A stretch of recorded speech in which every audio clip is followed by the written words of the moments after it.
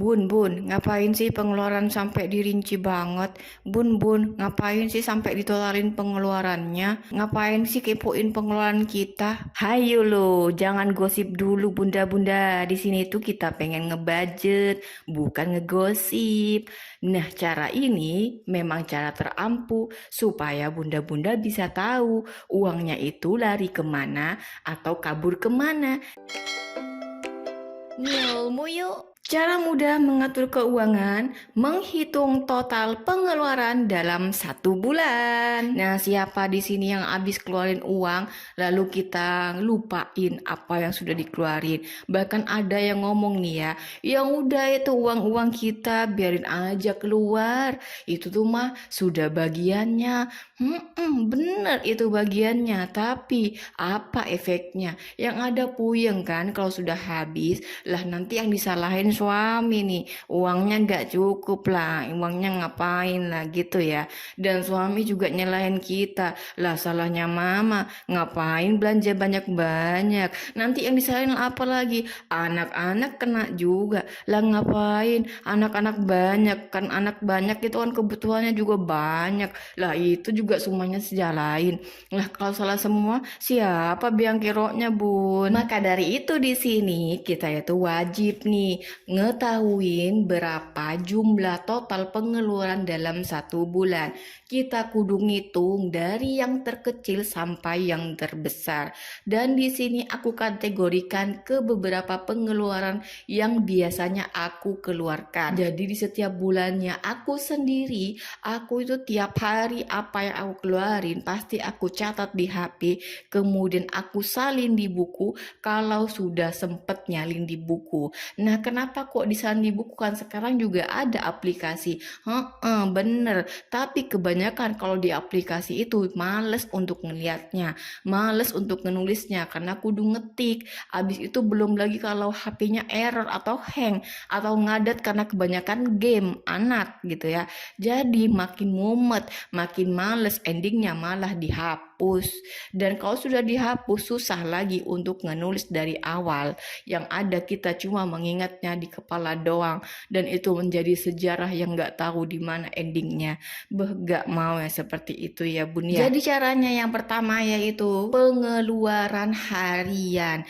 Pengeluaran harian wajib diketahui nih bun ya. Apa aja nih pengeluaran harian? Misalnya bunda-bunda belanja sayur lauk harian. Nah, itu tuh bisa masuk di kategori pengeluaran harian. Apalagi bun, pengeluaran harian bun, yang bunda-bunda keluarin hariannya itu jajan atau uang saku anak. Nah, anak kalau mau sekolah siapa di sini yang asal ngeluarin uang doang, asal ngasih jajan anak doang. Padahal mah uangnya tuh kurang ya. Yang penting katanya anak itu bahagia, anak itu gak kelaparan. Salah bun. Kalau uangnya sedikit mah disesuaiin aja sama anak. Anak dikenyangin di rumah, jajannya seperlunya doang. Banyak jajan anak biasanya tuh masa bodoh, anak itu males belajar. Itu kata-kata orang tua dulu yang aku pakai sampai sekarang, dan alhamdulillah ya anak-anaknya yang juga gak terlalu bodoh lah, dia itu juga bisa mikir uang jajanku sekian, aku cuma bisa jajan sekian, jadi gak bakalan mikir macem-macem, apalagi jajannya aneh-aneh. Dan sekarang kan banyak penyakit yang aneh-aneh ya karena jajannya juga aneh-aneh. Asalnya dari apa? Karena uangnya sudah melebihi dari target anak yang seharusnya. Nah, itu dia, uang lagi yang disalahin. Siapa yang ngasih uang? Orang tuanya. Orang tuanya lagi yang kena abe. Itu tuh bener-bener lingkaran setan bun. Apalagi yang termasuk pengeluaran harian? Rokok suami. Suami kalau minta itu ya rokoknya per hari bun. Iya kan enggak? Ada yang minta jatahnya harian. Bun rokok 20.000 per hari bun. Atau enggak jatah batangan. Nah, itu tuh wajib tahu. Apalagi nih yang termasuk pengeluaran harian? Silakan teman-teman tulis di kolom komentar, nanti aku tambahin lagi di next video. Yang kedua yang termasuk pengeluaran mingguan. Di sini siapa yang sudah ngeluarin budget mingguan dan apa aja. Nah, di sini aku contohin misalnya gas untuk kebutuhan dapur. Gas biasanya kalau 1 minggu 1 gas mungkin habis, ya nggak apa-apa beli. Atau per 2 minggu baru beli gas, ya silahkan dibudgetkan. Atau per 3 minggu beli gas, ya dibudgetkan. Itu tuh bener-bener kudu tahu bunda, berapa lama habisnya gas, berapa borosnya bumbu dapur kita gitu ya. Kemudian juga ada perbumbuan tadi juga sudah dibahas. Jadi gas sama perbumbuan ini satu paket ya kayaknya ya. Kalau dalam 1 minggu itu ya bisa 1 minggu atau 2 minggu bebas lah ya. Dan juga ada pengeluaran pampers dan susu anak. Nah itu juga biasanya masuk kategori mingguan. Per 2 minggu sekali butuh beli susu atau beli pampers. Itu tuh wajib juga kudu tahu berapa anak yang pakai pampers, berapa anak yang masih susu. Itu juga wajib tahu. Jadi kudu tahu berapa pengeluaran dalam 1 minggu itu. Kemudian juga ada yang termasuk kategori bensin suami, bensin istri, bensin anak yang misalnya diisi di tiap minggunya atau tiap 3 hari 4 harinya, jadi masuk alokasi mingguan. Nah itu juga wajib tahu berapa total mingguannya, jadi kita nggak sembarangan asal-asal doang gitu ya. Yang ketiga adalah pengeluaran bulanan. Nah pengeluaran bulanan ini yang pasti-pasti nih ya biasanya ya, yaitu ada PLN, PDAM yang kudu dibayarkan di tiap tanggal yang sama di bulan yang sama juga. Iya kan ya, walaupun token ya juga kayaknya tiap bulan pasti nggak lencer-lencer dari tanggal itu gitu ya. Kemudian ada SPP anak yang juga tiap bulan di tanggal yang sama, itu tuh termasuk di kategori bulanan juga.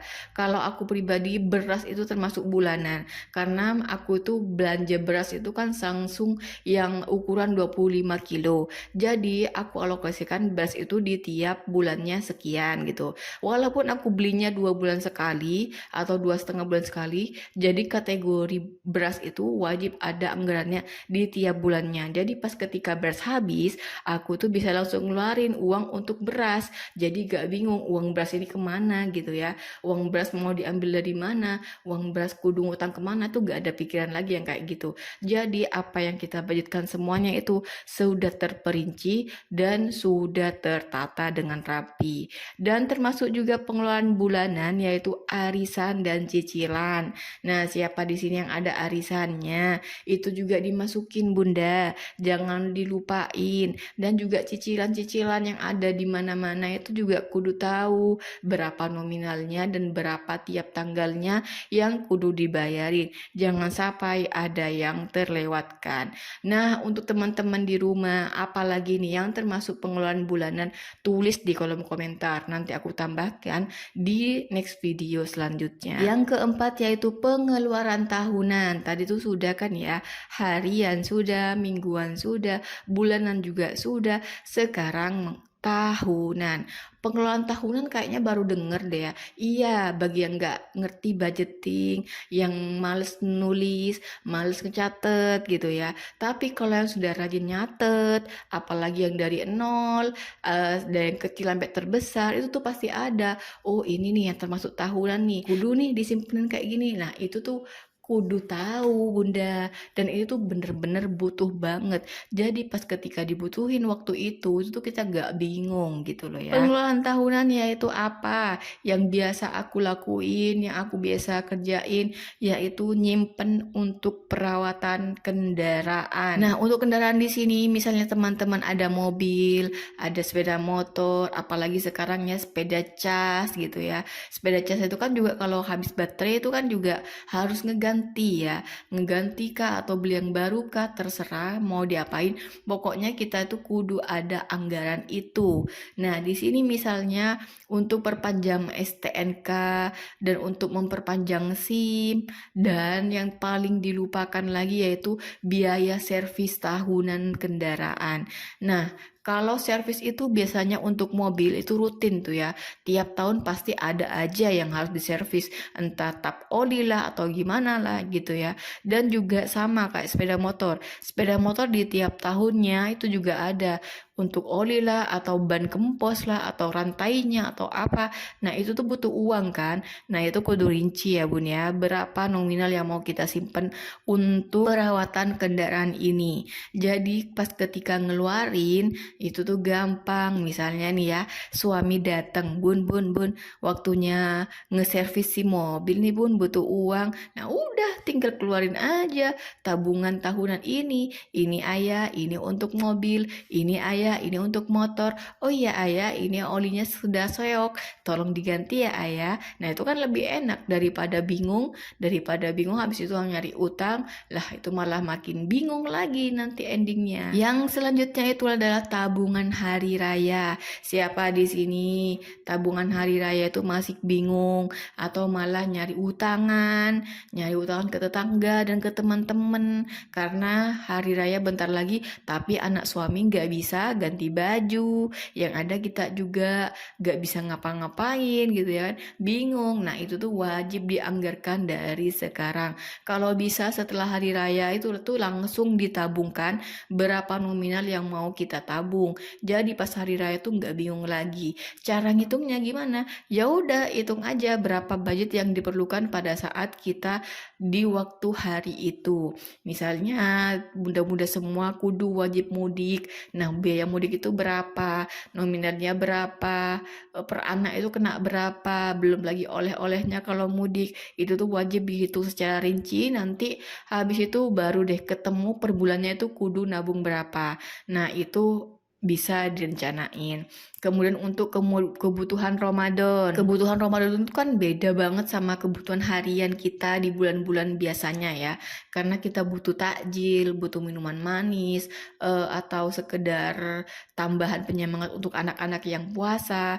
Nah, itu tuh wajib juga ada anggarannya. Dihitung misalnya per harinya itu butuh berapa, nanti kalau 1 bulan berapa totalnya, dan dibagi menjadi 12 bulan. Nah, itu dapat dah ketemu tiap bulannya kudu nabung berapa untuk kebutuhan Ramadan. Dan juga hari raya biasanya ganti baju, minimal anak-anak dah yang ganti baju. Kita emak bapaknya puasa nggak apa-apa, nggak masalah, orang itu nggak bakalan ngeliat baju kita. Masa bodoh orang mau ngomong itu bajunya tahun kemarin dipakai lagi. Ya udah biarin, jangan terlalu mubazir sama baju. Stok bajunya itu 1 kali dibeli, belum tentu dipakai terus kan. Jadi kalau memang masih baru udah usah beli-beli lagi, eman-eman uangnya, mending ke anak aja.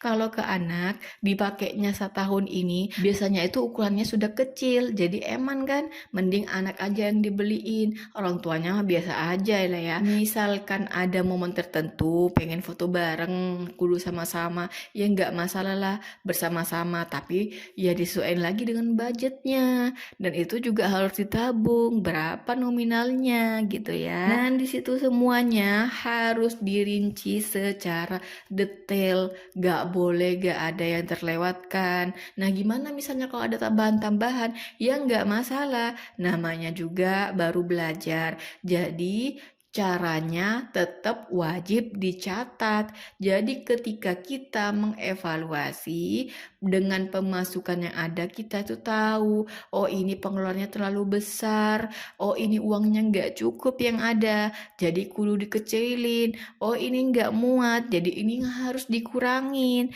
Nah, itulah fungsinya catatan kita. Jadi kita bisa belajar dari apa yang udah kita catat, dari apa yang sudah kita alami sendiri. Biasanya untuk pemula itu tuh pasti ada aja tuh bingungnya. Nggak apa-apa, yang penting dicatat aja. Jangan sampai males nyatet. Kalau males catet malah makin males amburadul, malah makin gak karuan. Iya, kalau sudah nyata suami udah kaya nggak apa-apa, suami udah terjamin sehat dan keuangan stabil terus nggak masalah. Nah, ini yang ditakutkan kalau suami kenapa-napa gak bisa kerja, bingung mau ngapa-ngapain, iya kan?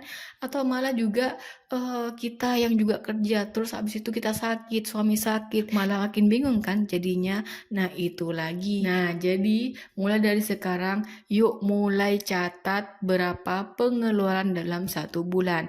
Mulai sekarang habis nonton video ini tolong ditutup HP-nya. Tapi sebelum tutup HP, subscribe dulu ya.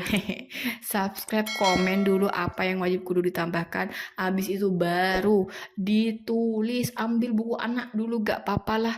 Nanti beli buku pembukuannya belakangan gak masalah. Langsung ditulis, dihitung. Mulai sekarang, titik. Ya, oke Bunda. Semoga ini bermanfaat dan ngebantu. Wassalamualaikum warahmatullahi wabarakatuh.